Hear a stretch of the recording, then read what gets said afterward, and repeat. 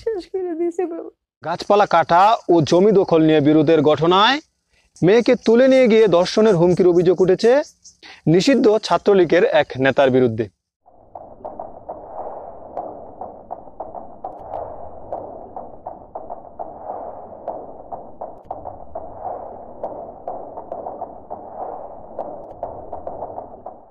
মামলা সূত্রে জানা যায়, কালীগঞ্জ উপজেলার জামালপুর ভাগমারপাড়া এলাকার তাইজুল ইসলামের স্ত্রী রহিমা বেগম আপন ভাতিজা নিষিদ্ধ ছাত্রলীগের নেতা আতাউরের বিরুদ্ধে মামলা দায়ের করেন।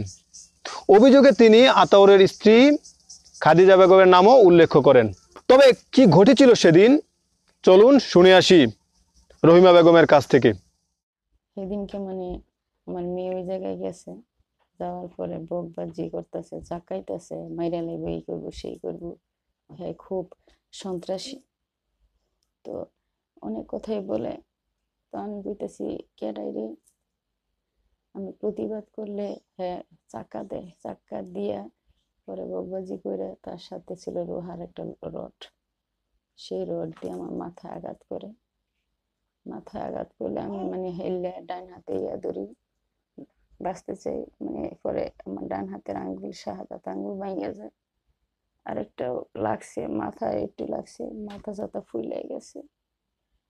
তারপরে তোমার ওই যে আমার ওই যে পরে আবার পুরা শরীর রড দিয়া বাইরে পুরা শরীর, সমস্ত শরীরও বাইরে আইছে। পরে আমি মাটি পড়ে যাই, পড়ে যাওয়ার পরে পায়খানা প্রস্রাব করে ফেলি। আমার বড় মেয়েরে মনে করেন মাদ্রাসা করে আমার বড় মেয়েকে অনেক কথা বলছে যে আমগো মাই জেরে সমানে বলে কি করব। এই ঘটনার বিষয়ে এলাকাবাসী জানায়, টেনে হিচড়ে বাড়ি থেকে বের করার সময় নিজের কাপড়েই মলমূত্র ত্যাগ করেন রহিমা বেগম। মনে করেন আমরা ঘরের ভিতরে প্রথম আসলাম, পরে চিল্লা বাইরে গেছি, গিয়া দেখি ওই মহিলাটারে টানতে চুলো তুলে টানতে টানতে তারা আম গাছের গুড়ি নিচে কি নেওয়ার পরে আমরা গেছি, আমি গেছি, যাওয়ার পরে আমি টানা ওইটা ছুটাই গেছি, ছুটানির পরে টানতে বলছি তুমি আইয়া পড়ো, পরে টানটা নিচে হাই হে এমনি গেছে তুই এই চুলো তুইটা নিচে দেন, চুলো তুইটা টানতে টানতে তেতনিয়া লইয়া গেছে। এরপরে তাই যে সময় চুলো ধরছে এই সময় তেন পেশাব করে দিছে। তাদের বাড়িতে আমি পুকুর পাড়ে আসছিলাম, তখন শুনি তার বাড়িতে চিল্লাচিল্লি শুনতেছি, চিল্লাচিল্লি শুনতেছি, শুনি আমি দূর পরে গেছি পরে দেখি আমার বউ ওইখানে গেছে। যাওয়ার পরে দেখি তারা তাদের বউরে চুলো ধরে টাইনিয়া রোড থেকে জাম গাছের নিচে পর্যন্ত নিয়ে গেছে।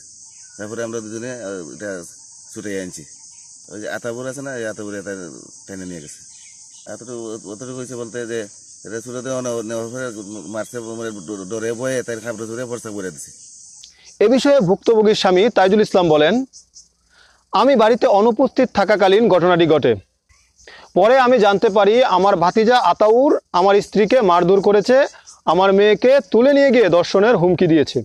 আমি বাইক না জনতা মিলে আমি চাকরি করি, আমি গেছি গিয়া ইয়া 4:30টার সময় বাইক থেকে গেছি গিয়া।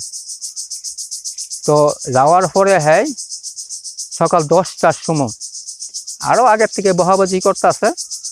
পরে আমার বউ খালি কইছে কে রে বহাবাজি করস, আমি তো তবু গাছ তুলছি না, তোর বুনের লগে তোর কি হয়েছে না হয়েছে সেটা তোর বুনে তুলছে।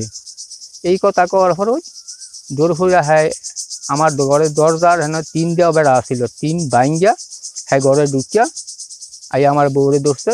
আমার মাইয়ার এক হয়েছে তোরে আমার দর্শন করবো। আমার মাইয়া কিন্তু নাবালক, ও মাত্র 12 বছর পাল দিছে, 7-এ পরে।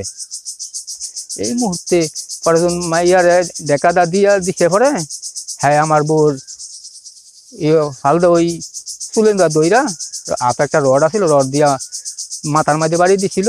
সেই বাড়ি যখন হাতে সামালছে, হাতের যেই হাতের আঙ্গুলটা, এই আঙ্গুলটা ভেঙে গেছে। এই মারা শুরু করছে, মাইরা হ্যাঁ বাড়ির মধ্যে মারছে।